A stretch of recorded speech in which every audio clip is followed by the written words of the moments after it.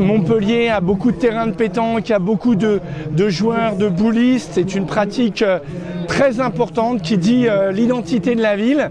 Et sous l'impulsion de Marcel Laborde, eh bien, on tient le mondial de la pétanque à Montpellier, ici à Odysseum. Et c'est un grand honneur de recevoir des équipes qui arrivent de toute l'Europe, des champions du monde qui sont là. Moi, je me suis moi-même...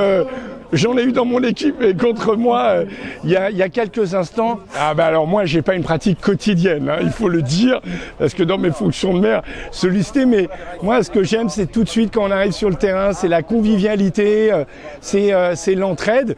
Bon, au début c'était pas ça, et puis petit à petit, bien coaché, avec quelques conseils, je me suis rapproché du cochonnet, voilà, donc c'était très sympa. Donc c'est vraiment un grand honneur, c'est très important, donc merci aux bénévoles.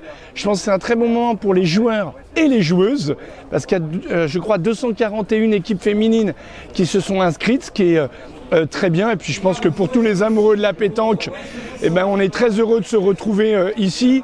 Et à ceux qui disent il fait chaud, on va juste rappeler qu'ici c'est le midi et que c'est bien normal, voilà. Alors pour moi c'était évident que le mondial de la pétanque devait se tenir à Montpellier. On accueille différentes manifestations sportives de dimension nationale et internationale. Montpellier c'est une ville du sport et la pétanque elle a toute sa place.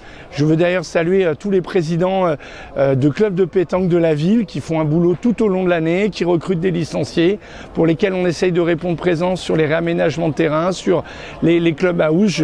Je pense ici à celui de Selle-Neuve, sur l'esplanade Marie Curie par exemple, voilà, avec son président Di Miglio et tant d'autres. Voilà.